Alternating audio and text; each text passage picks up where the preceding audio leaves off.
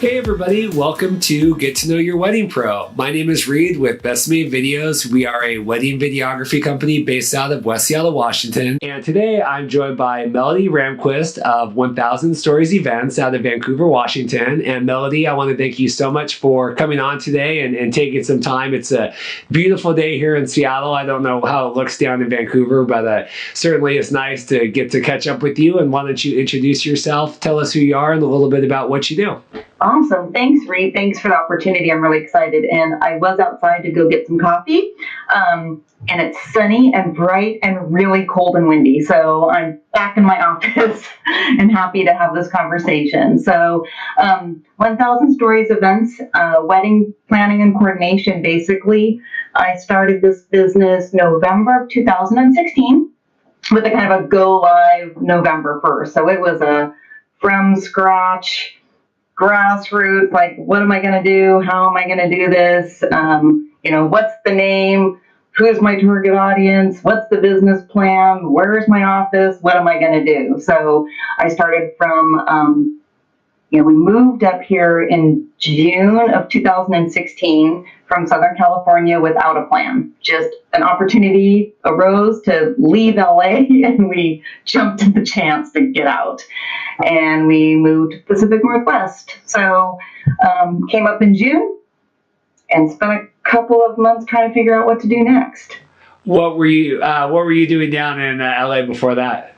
So I spent about 20 years in LA in retail. So I was a retail buyer, and then I sold jewelry and accessories to other retailers. But, the retail industry is pretty broken.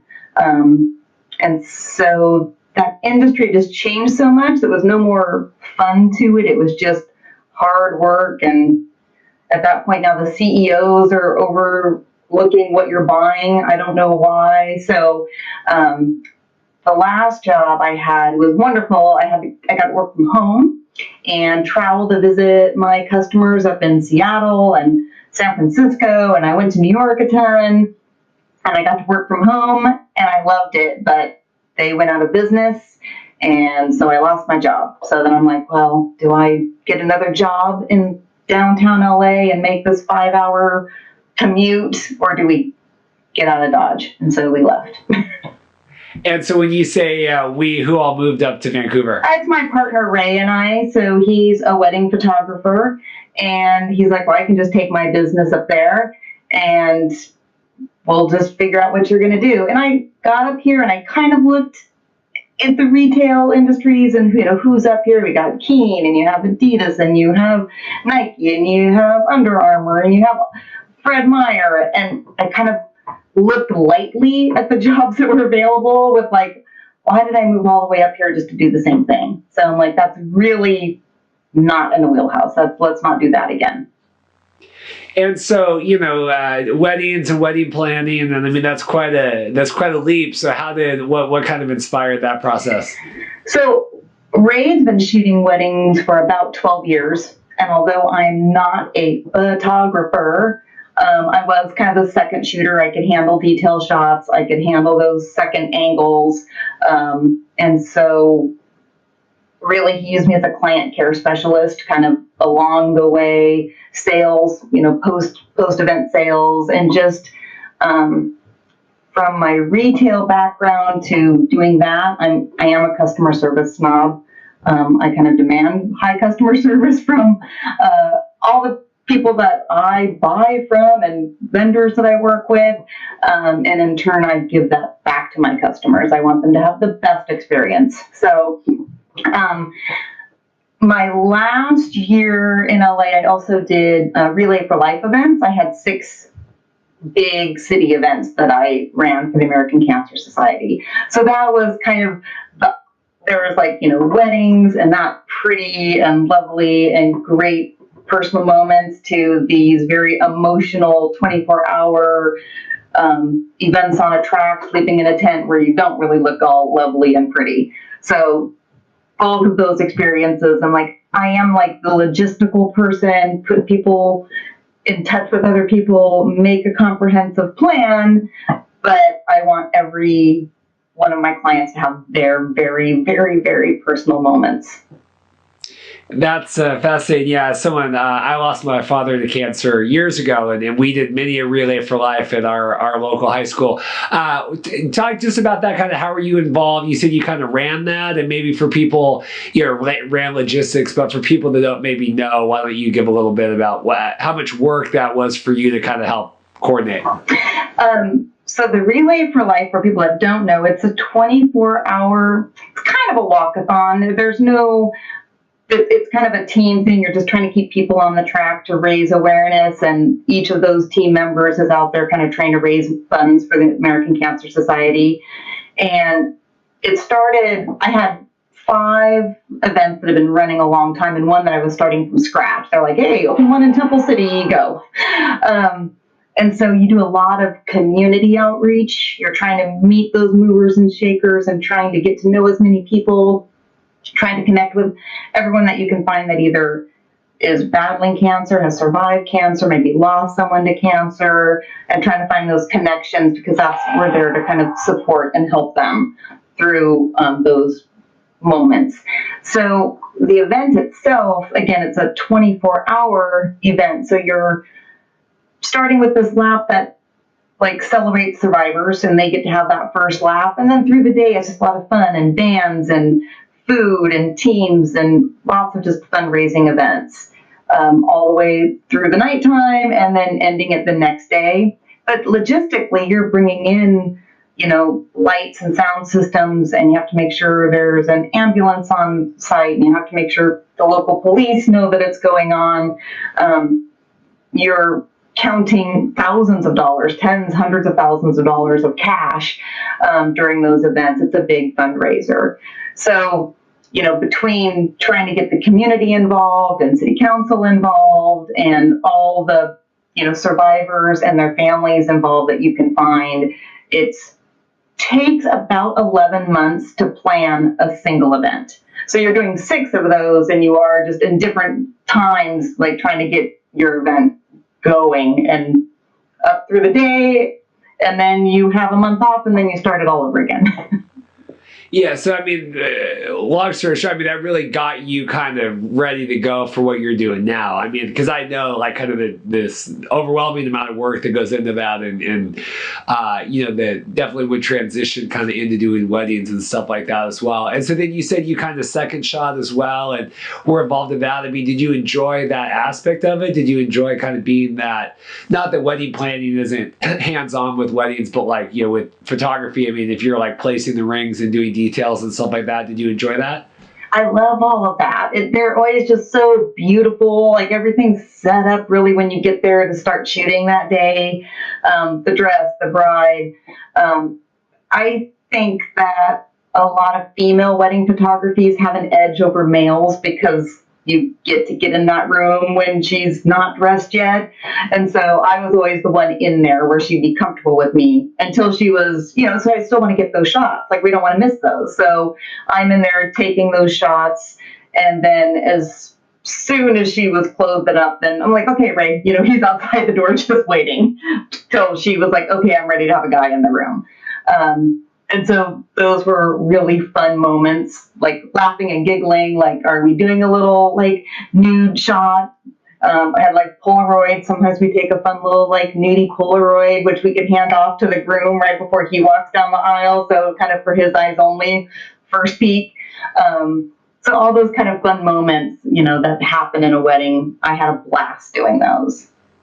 That's awesome. Did you, you said you spent quite a bit of time down in LA. Did you like that? It's a lot different, right, than Vancouver, Washington? Yeah, I didn't like LA. The one thing about events, though, is they happen 12 months out of the year. And so although there are events happening here 12 months out of the year, there's really, truly a wedding season. So that you're all, you're trying to jam as many events as you can handle into a small, short, 3 months worth of work. And I'm just a single entrepreneur, so I can only really do 1 or 2 weddings a weekend. And I prefer just do one, so I can do a good job at that one and not be tired for the next one. So you come up to Vancouver, and like you said, you kind of looked at the retail scene and said, well, maybe let's figure out something here. So how did the idea to come about, kind of opening the wedding planning business?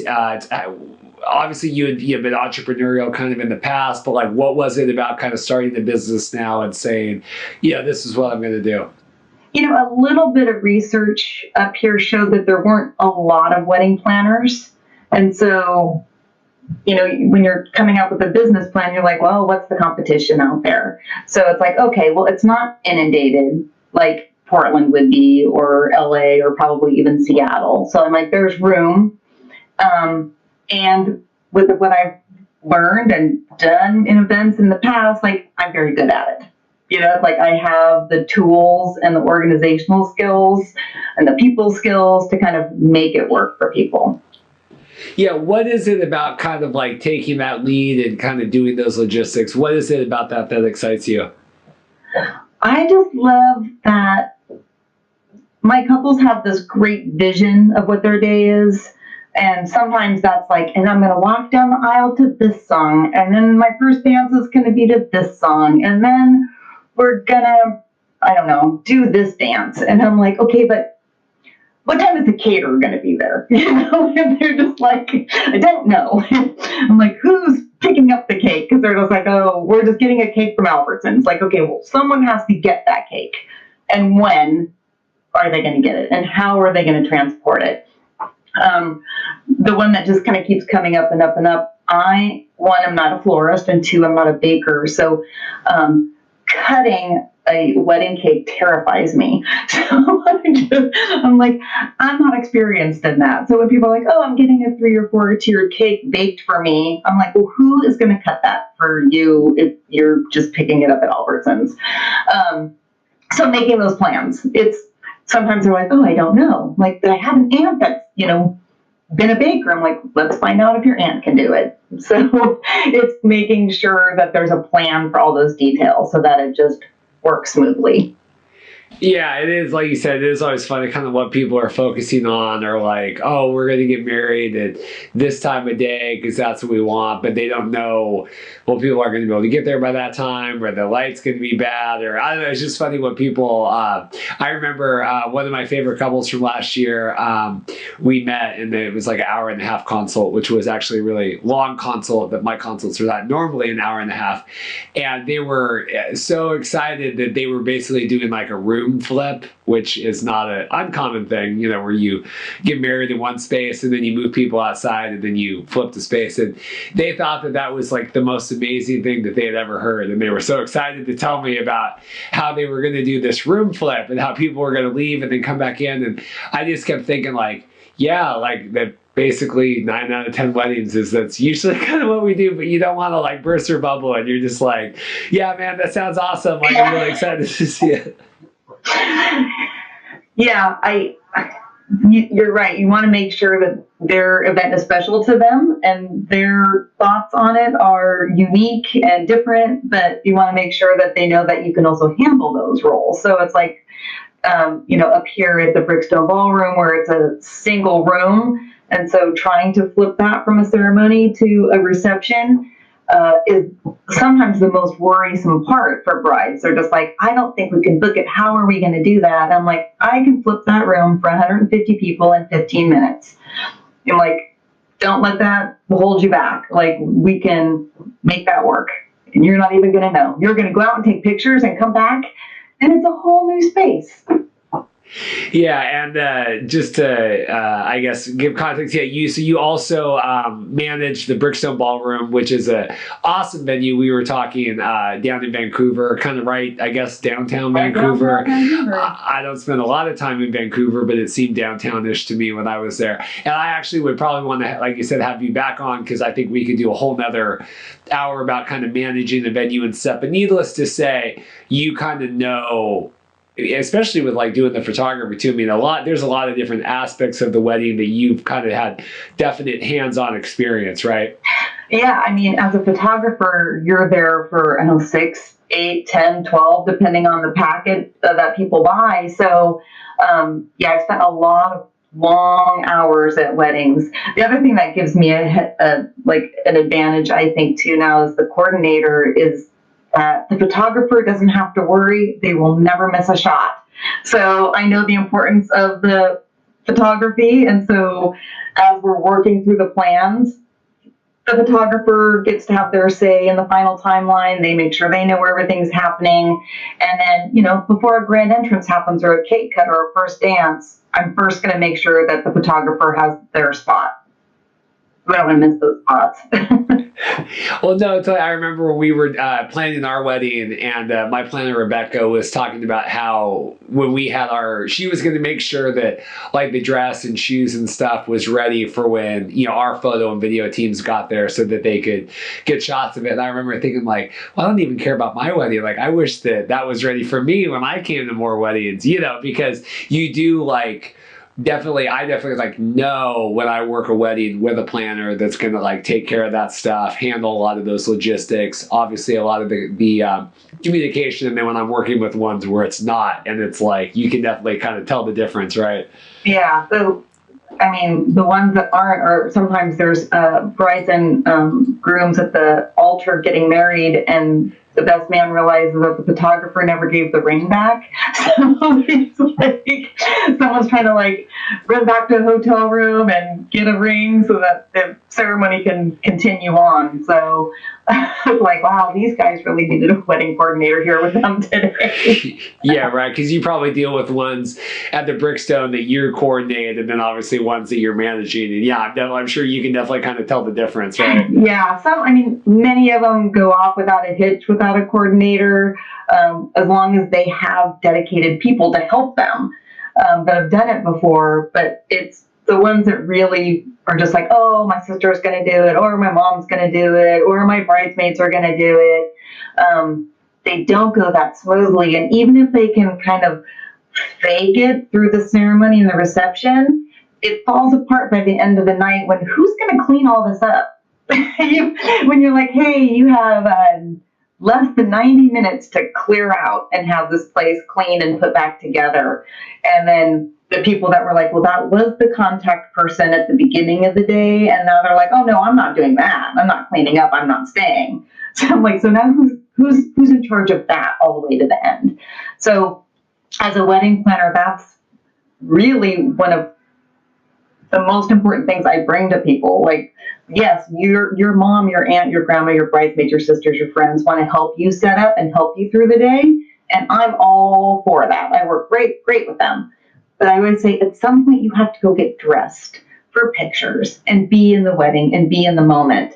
So if all the tables and all the decor isn't completely set up at that point, that's okay. I got it. You go do that. And then through the reception, I'm there just kind of cleaning up, tidying up, keeping everything moving along. And at the end of the night, moms, aunts, bridesmaids, shoes are off, they're exhausted, and there's still a lot of packing up to do. They're always like, how are you still on your feet running around? I'm like, that's kind of my job. I'm the last one out. Like, it will all get done. So that's one of the things that I always try to really explain to people when they're like, well, what do you do? I'm like, I'm going to be there till the bitter end for you. Well, and I will say too, and to kind of echo that sentiment, that because I see a lot of people post, or I'm talking with people that say, oh, well, we have a venue coordinator, like, so we don't necessarily know if we need to have like a day of coordinator or a wedding planner or any of that. And I mean, even at our wedding, we got married at Salty's, and Salty's in here in West Seattle, we had Mindy that was like our day of person. But once like dinner was served and stuff, like she was gone. I mean, it was up to like, you or, our wedding planner to kind of, like you said, kind of wrap that night up, that she was there getting through, getting the bar serviced and getting the food out and making sure everything's going. But then like, she's not staying there till 1 a.m. like you are. I mean, most of the time, I don't want to speak for all venues, but like you said, you're that one that's the last one out to kind of make sure it all gets picked up, right? Right. I mean, there's different venues with different levels of service. Like you have Hiltons and golf club resorts, and they do have an event coordinator, but that person is really in charge of catering and making sure the food gets out on time. They're not there to make sure the bride gets down the aisle on time, or that the flowers arrive, or that the centerpieces are set. They have nothing to do with that. So whenever I get to meet those venues, I'm like, please, like, I will work well with you, but I'm going to make sure that the couple's event goes off without a hitch. And so I spend a lot of my time networking and meeting venue owners. There's other venue owners that it is like, you just get the space and then you clean it all up. Well, part of it, it's a lot for the couples, you know. I'm there to give them the best customer service and help them have a wonderful event. And it's a little bit about, I want to make sure that venue owner wants to work with me again, that my reputation's intact, that here's a real professional who's going to leave it intact. Everything's put away where it's supposed to be put away. It's clean to the level we want it. And then I always tell my couples, like, look, when you work with me, you're for sure going to get that damage deposit back, because I'm having that walkthrough with the venue owner at the end, and they're the ones that are like, it's perfect, you did a great job. So there's a few full service venues that might have then a day of coordinator, but like you said, oftentimes they don't stay till the end of the event. Absolutely. So why don't you kind of run down some of the professional services that you offer, just to kind of talk through kind of the different things that you offer to clients? Yeah, so I do full service planning, and that's typically, 13 months long, a little bit longer if they need help, but that's helping them find venues. Really, it kind of comes down to the budget. I try to get couples to sit down and let's talk about that dirty word, money. No one ever wants to like really work through the budget, but I'm like, you don't want to do any planning until you know, like, how much are you willing to spend? How much do you have saved? Is anybody in the family helping you? Let's talk this out first. Because, you have people that want to do a $12,000 wedding, but they want to invite 300 guests. I'm like, like, this is it, you're going to be serving pizza. So I want a full service, like, let's talk the budget, let's talk through the guests, let's figure out where it's going to be.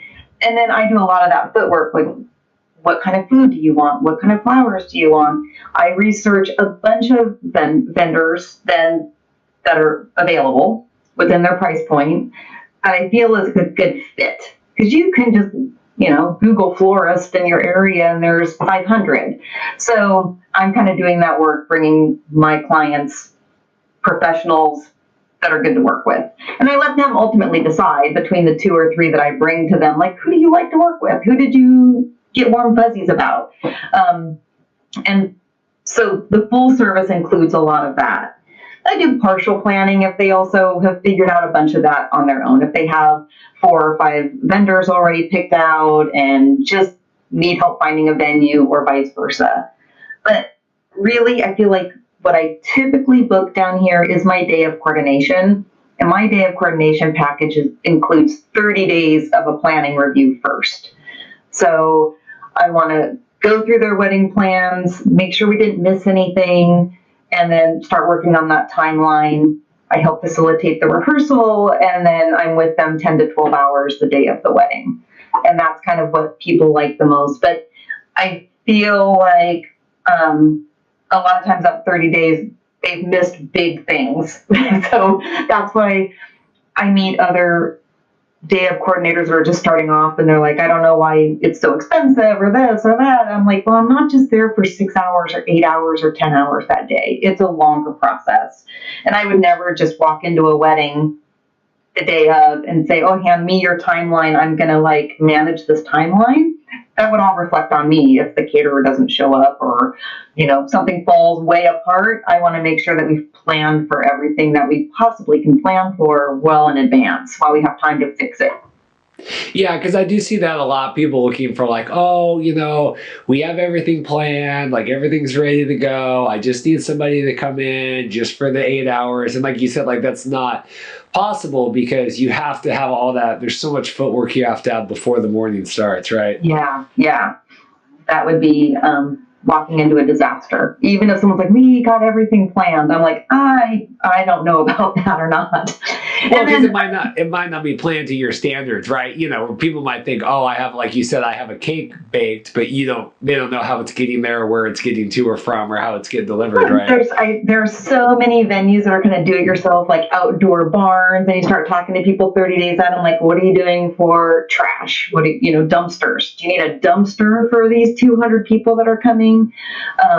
Porta potties? Do you need bathrooms out there? So they're just like, oh yeah, or they rented like one like porta potty stall. Like you have 180 people coming. So they might think they have it planned, but they've never really planned a wedding, so they don't necessarily know. So That's no, I think that's funny. Well, like you said too, I mean, it's kind of that real talk stuff, like even the money thing, where I think, like you said, I think maybe like a lot of people now, with just society, like, oh, we don't want to talk about like money and what things cost. And like as a wedding vendor, like I talk about money for days. Like, what does this cost, and what does that cost, and what should you spend, and how much? And I mean, right? Don't you think that kind of doing the wedding thing, you just get used to that, right? And like you said, the porta potty thing, like real talk, real things, like real logistical things that we need to figure out. well, look, I think so many people think someone in my business like, oh, wedding planner, that's a luxury, that's not in the budget. But if they were to work with me, and initially they would probably end up saving a ton of money.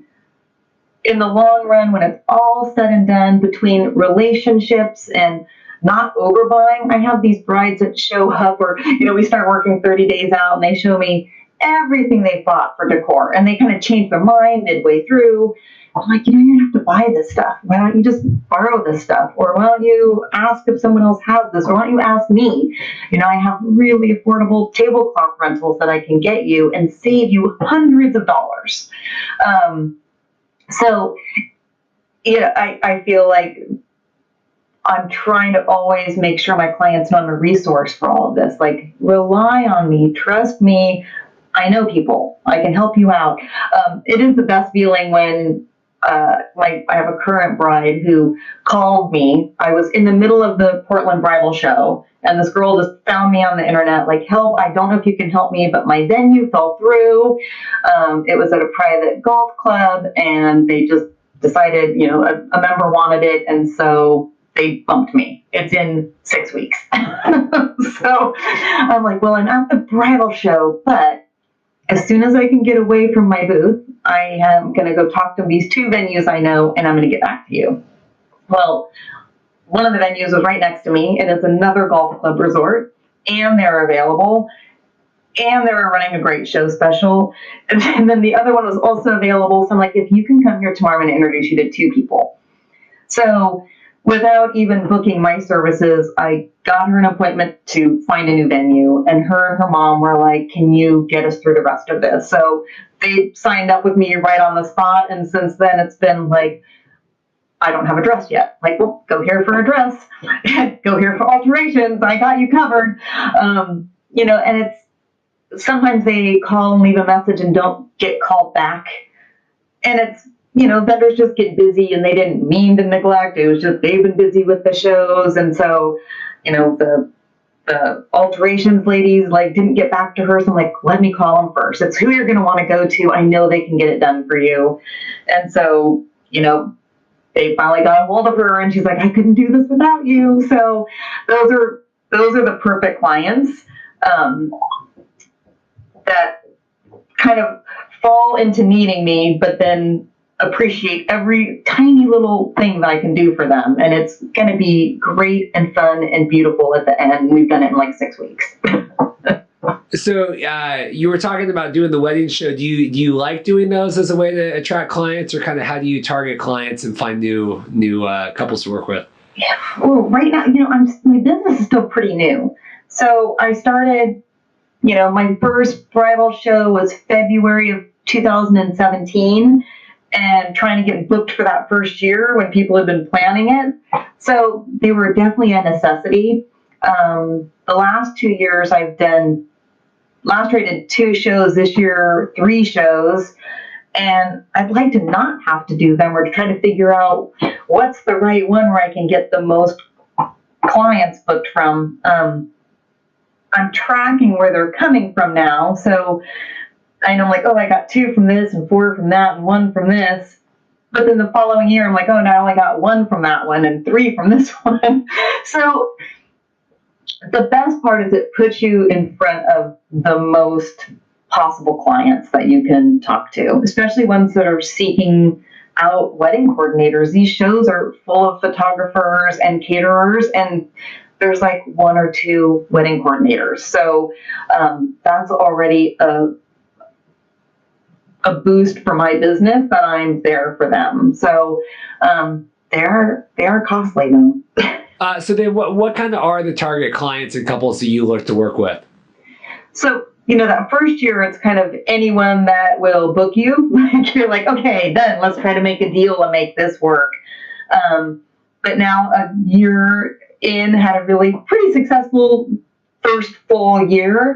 And so I'm now kind of looking for the clients that are seeking out wedding coordination, like kind of seek out my services, and I'm not trying to sell myself so hard.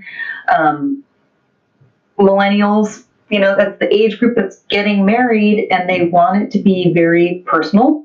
And that's perfect because that's what I like to do. I try to put their vision in place, but they're busy at work. Like, they don't necessarily have the time or the know-how to plan this party that they really want. Also, moms, I work great with the moms and the aunts. A lot of times it's moms that hire me because the mother's like, I know it's going to fall on me, or it's at my house, or I'm worried I'm not going to enjoy this big day. And so they hire me for their daughters' and sons' weddings, and I'm fine with that as well. And then I've not done a lot of the LGBT up here, but I'm super open to it. I think weddings are so new to that whole group of people that they're typically still small, personal. They're not spending a lot of money on it. And then trying to figure out, where do these like traditions fall? And I'm all about, I love to explain traditions, what they mean, how to do them, and then figure out a way to bust them and just either do it your own way or not do it. Kind of retell that story differently than how it's been told for the ages. A lot of these traditions come from weird places. Yeah, right. Because I was going to ask you about that, because you were talking about millennials and kind of planning and wanting to put their own stamp. I mean, do you find, like, I've talked with other people where they say, like, that's the new big trend, like personalization and everything. And that goes anywhere from decor to even, like you were saying, like taking certain traditions and switching them around. Or so how do you like to, facilitate that? And then what do you find? Do you enjoy that and kind of putting your own, helping people put their own spin on it? Yeah, I find, just within my wedding community here, whether it's the vendors or the venues or other networking, I like to be the connector. I'm like, let me introduce you to people. Let me find someone for you. So it's kind of the same thing in planning this. When you sit down, you're going through the timeline, like, are you going to do a bouquet toss? And a lot of them are like, I don't want to do a bouquet toss because we're the last ones of our friends to get married, so there aren't any single women coming. But otherwise, I'd like to do it. Like, well, then let's tie a Nordstrom's gift card to that bouquet and do it for all women. It doesn't have to be the same, like, the next person to catch this bouquet is going to get married. Like, let's make it a fun thing. It's a photo op, isn't it? So just talking through, once I get to know what the couple's like, do they want their dog in it? Do they have kids? A lot of my couples have kids, multiple kids together, or they're blending families together. So it's, a lot of those traditions don't always make sense, but let's make new family traditions or find a way to give a nod to those traditions in new ways. That's so funny. Our wedding on Saturday had, he had a 4 and a 5-year-old, and then they had an 8-month-old together. And that 8-month-old was bound and determined to walk down the aisle. And so, like, literally, like, for the 2 hours we were like doing her hair, makeup and stuff, they walked that kid down the aisle probably 25 times, getting him like almost like a dog. Like, we got to get him trained to do it. And then I'll tell you, during the ceremony, he walked down, and it was freaking awesome. This 8-year-old little baby, 8-month-old little baby in like a tux and a diaper, and just both arms up walking down. But it worked, and that was like you said, blending these families and kind of giving everybody a place in it, and letting them kind of have their own special kind of symbols in it, right? Yeah. My wedding that I did last month, earlier in February, in a nice snowstorm, they were planning to get married in the fall, and they have, I think Siggy's like 15, 16 months old, so they have a little girl, and so they were going to do it in the fall when she can be the flower girl. And then she finds out she's pregnant again. So now they're like, now we want to do it as fast as we can. So, 8 weeks, 10 weeks into it, like she's like, let's plan this for right away. And so, the baby wasn't quite able to walk down the aisle all by herself, but they still got it down there. And I'm like, if it takes her longer, if she sits down or if she turns around, let's just be patient. Just give her all the time in the world to get down there. People are going to love to see her. And so that was a celebration, again, planned very short, but, they had all the details that they wanted, and it was a beautiful day with some snow. I had to shovel the walks first before anybody got here. Oh, no way. That's awesome. Did you guys get hit down there like we did up here? No, you guys got way more snow than we did, but, just not prepared for it here. Oh, it's absolutely. Yeah. Sheets of ice. Talk about kind of social media in terms of, A, kind of marketing, and then B, kind of reaching out for new clients and things like that. How do you approach that? Yeah, I don't have like a super professional social media team behind me. I'm very active on Facebook and Instagram, and I try to be on Pinterest. Really, that's more just idea setting and helping my clients show me what they envision. It's usually not super realistic, but at least I can understand what they're looking for. But my social media is just me on the go with my mobile devices. It's just real genuine. There are moments I don't really post the bride walking down the aisle. I might do that the next day or a week later, but I'm not coming back and editing those posts and making them all professional. So I have a new website, and I have galleries on there from each of my weddings that I do, and those are the professional photographers. So I love this part of my website. The gallery links back to the photographer's page, so they can see my favorite parts of the day, but it goes, if any clients are looking at it and they're like, oh, I really like the way these pictures look, they can click right through and get to the photographer that shot them.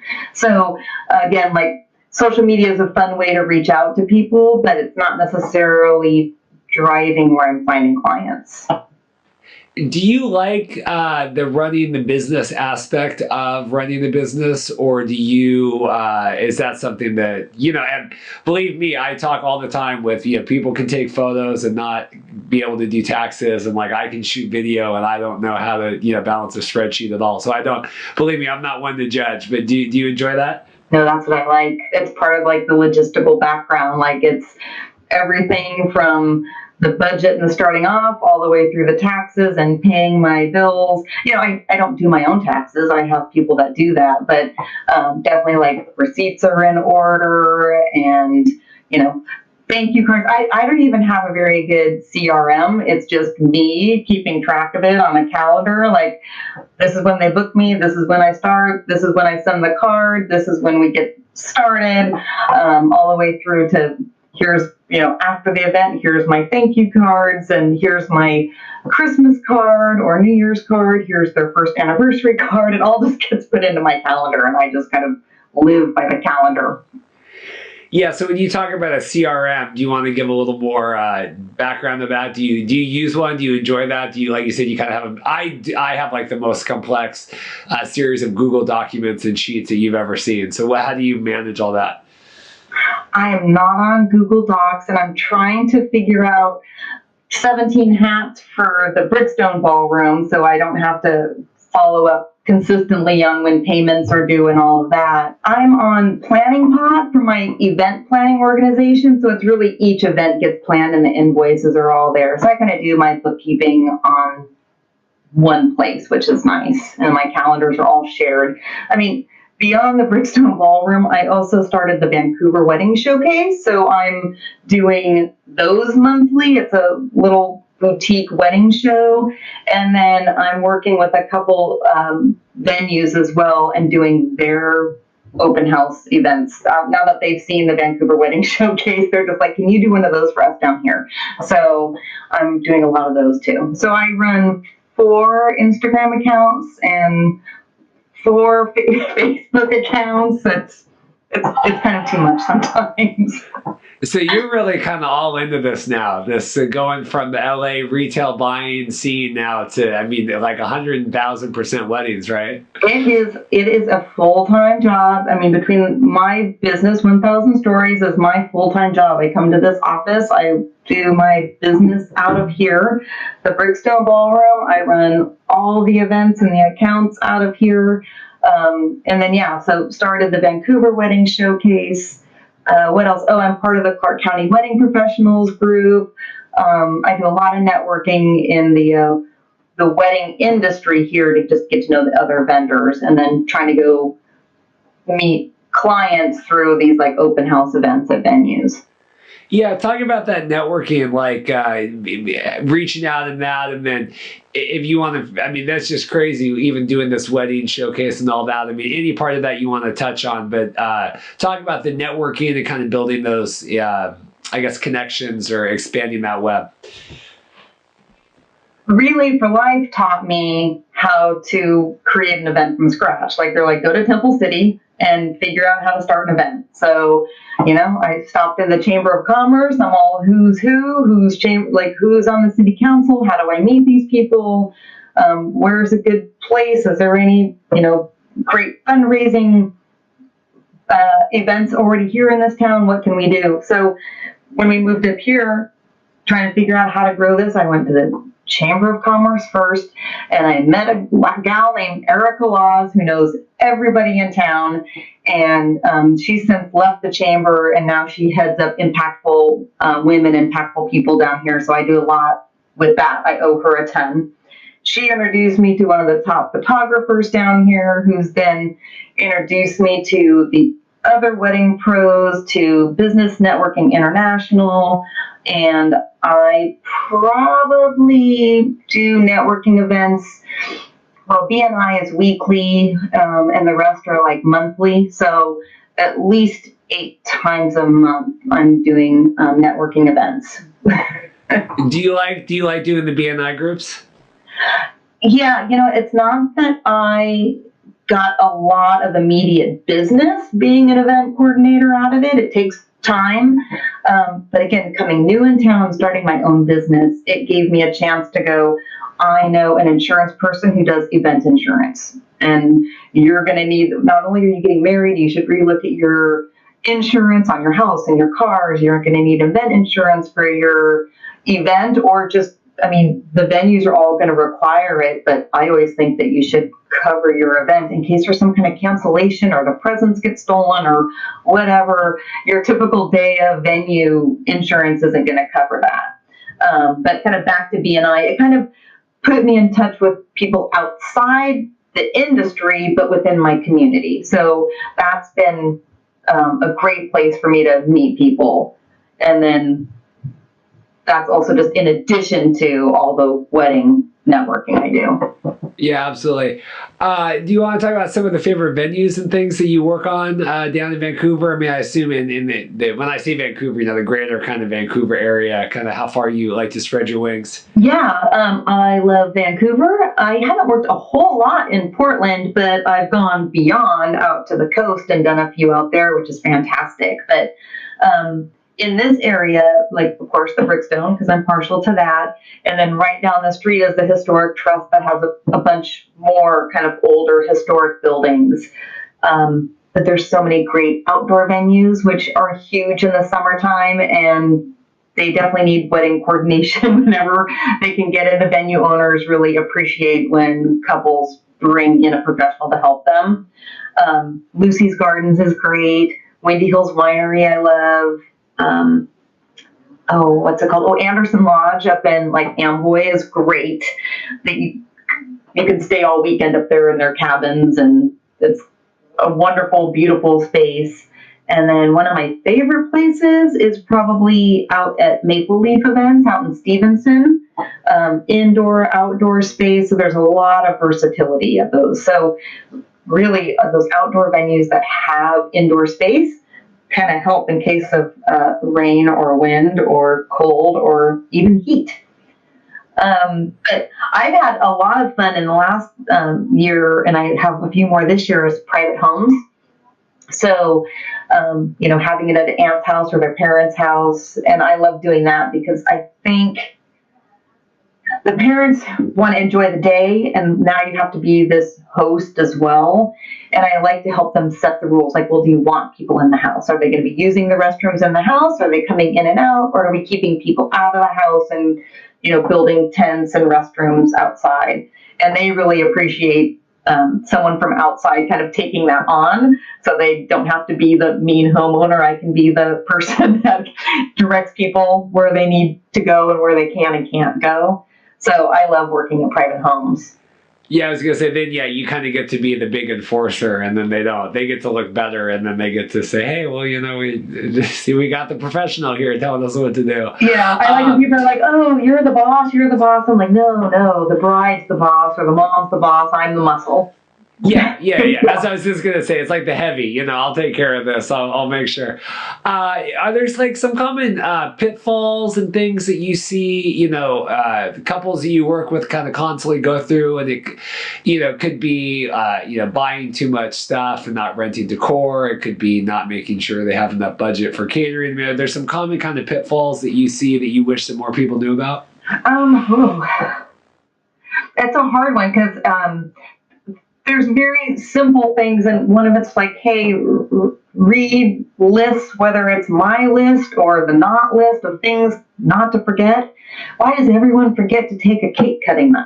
Like, there's never, they're trying to cut it with plastic knives and forks at the end. They have this beautiful cake and no one brought that.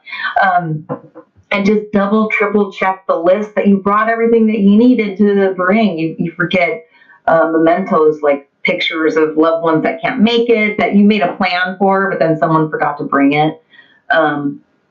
Catering, if you want to cut back on the cost of a wedding, it's how many people you're going to feed. So it's either the quality or quantity or what you're going to feed them or how many of it you're going to feed. So, if your venue's already set, the biggest way to cut your budget is to figure out, do you have to invite all those people or do you have to serve them all that food? I don't know. It's trying to find out from the couples what's important to them. Some people want great photography. Some people want great flowers. Some people want to spend all the money on the dress. Some people want the venue to be standout. And I like to tell people, like, you can have anything you want. You probably just can't have everything. So you have to let's weigh it out. Let's allocate the budget that makes sense. You can look at kind of basic wedding allocation, but you don't have to stick with that. Like, figure out where the money's being spent, and you might have to cut back on some things. Again, it kind of just depends what they envision their day, what's important to them.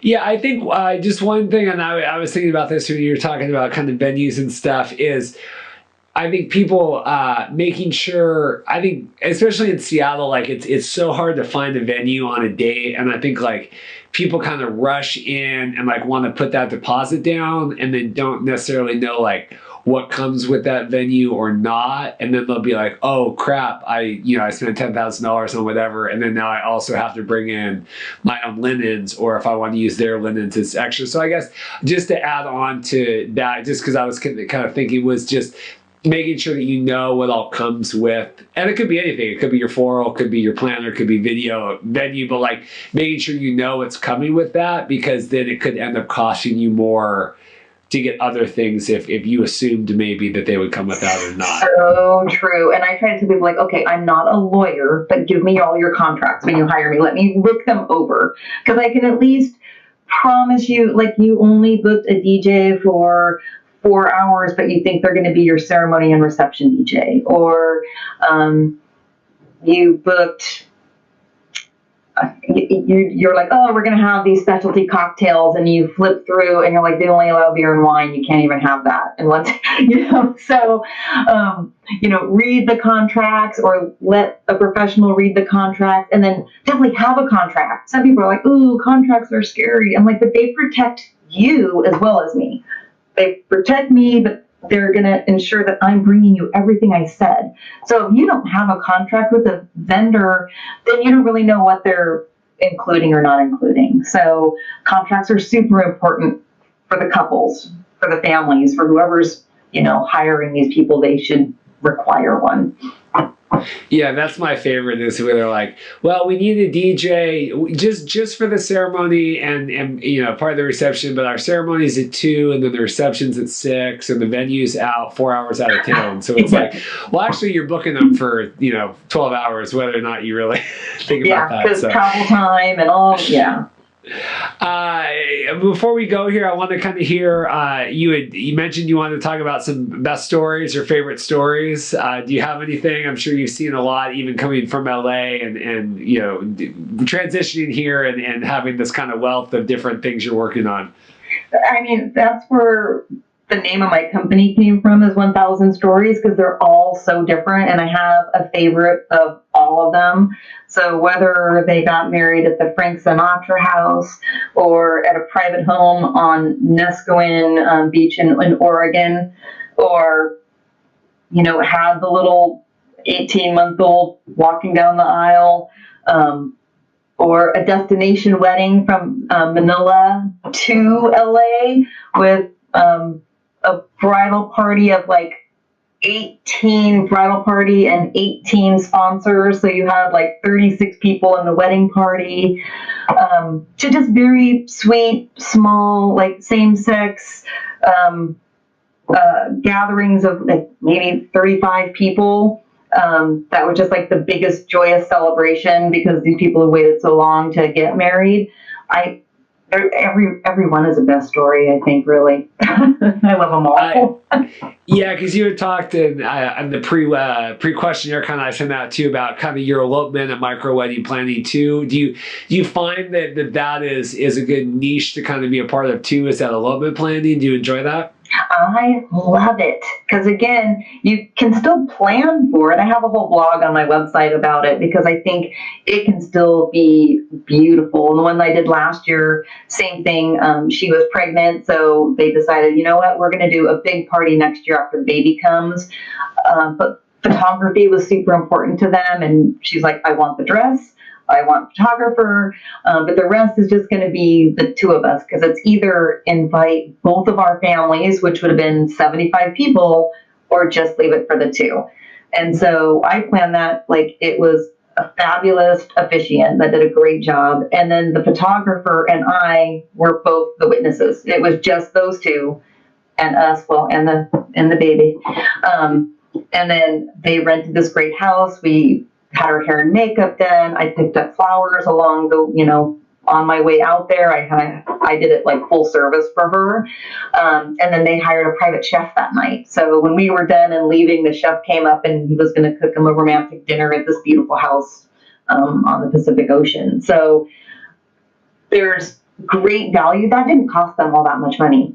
And they still had money then to buy a house and, have their big party coming up this summer. So I love planning for that. And it can be the two of them, or it can be like 25 people. That's awesome. Kind of looking forward to 2020 and beyond. I mean, in terms of like not only booking, but in terms of like goals for you business wise, how are you looking forward to the next couple of years? So 2020 is going to be huge. It's going to be huge. Everyone loves the numbers. I have bookings for New Year's Eve and New Year's Day, and 1/20/2020 and 4/20/2020 and 10/10/2020. Like, everyone wants those special dates. So I know next year is going to be crazy. That said, I still have a lot of openings for 2019. It's kind of booking slower, but then at the last minute, like, it's kind of filling in. So I'd like to be booked out further than I am. Advice to people getting married in 2020 is at least get your venue booked, now, because those prices are going to go up and those dates are going to be gone. So find the venue and save that date for yourself, and then you can do the rest of the wedding planning. And then beyond, it's, just kind of continuing to do what I'm doing. There's, every wedding's different, so it's always going to be a challenge, and everyone's going to be different. Yeah, I was going to echo I was talking with, I think it was a photographer after one of our wedding shows about, you talk with these like 2020 couples and, oh, we have all this time. It's like, yeah, we'll talk to you in a while. And as someone that works for himself and likes to book dates, it is helpful to book ahead. And if you want the 2020 to be done, I very much would like to not have to worry about booking that date, whether it's today or a year from now. And so, yes, like you said, if you know that those are the dates that you want, and like you said, lock in your venue. But it's okay to talk to some other vendors too, because I guarantee the people that work for themselves want to know that, oh yeah, we're good for that date, and we're like 8/18/18 last year, which was like crazy popular up here. Like we ended up booking like both of those like way later than it ever should have, because we did 2 weddings that day, and it was like way later than it ever should have been. Like, man, I probably talked to like 45 different people that were all getting married, and it ended up being one of our friends got married that day, and then someone that got married at a private residence, so they could get married that day. But like, it is okay if you're getting married on a popular date, just to go ahead and get that stuff locked down, even if it is a year in advance. So. Yeah, I mean, and those popular dates, I think for next year, I definitely feel like a lot of the pricings are going to go up. From venues I've talked to, like, it's going to be more expensive next year. It's kind of like people maybe haven't raised their price in a few years, so if they're going to do it, it's going to be next year. So I'm like, lock it in while you're getting the 2019 pricing. So, a lot of them, they don't require a lot of deposits. Some places require, a lot of catering doesn't require a deposit. So book one, get one that you like, and then if you keep looking and 2 months from now want to cancel it and move to something else, go ahead. Like, don't cancel it on the week or month before, but if you're afraid of losing that date, get it booked, and then dial it all in sooner than later. Well, Melody, it's been so nice that we've been emailing for a couple weeks now to kind of get this set up. I want to thank you so much for coming on and taking time. And like I said, I definitely want to have you back on to talk about the Brookstone Ballroom, which is a phenomenal, a venue in Vancouver, and I've shot there. And like I said, it's right downtown. But if people want to learn more about you and your wedding planning and kind of, it sounds like a lot of really exciting stuff in terms of like the Vancouver Wedding Showcase, all sorts of things. What would you have people check out? Where would you direct them? They should probably go to my website. It's brand new. I had a website for a long time, but I just spent some money to get a nice one put together, and I am really enjoying it. So 1000storiesevents.com. You can see my work, see what I do. You can sign up for a newsletter to kind of get tips on wedding planning. If you know people that are getting married, in the footer of the home page, there's a share this page, so you can just send an email to somebody that would link right back to my website. You can see the additional shows I'm doing. The Vancouver Wedding Showcase will be on there. The Laurelhurst Club event will be on there shortly. And then again, like galleries of events that I've done. So that's a great place. And you can contact me right there.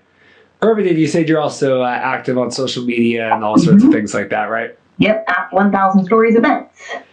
Perfect. Well, I want to thank you so much for taking the time today. This has been a good, I think, insightful conversation. And this has been another episode of Get to Know Your Wedding Pro. Check back next week for another wedding vendor interview. Thank you so much, Melody. Thank you. Please come down to Vancouver, and we'll do another one in person at the Brookstone or around Vancouver.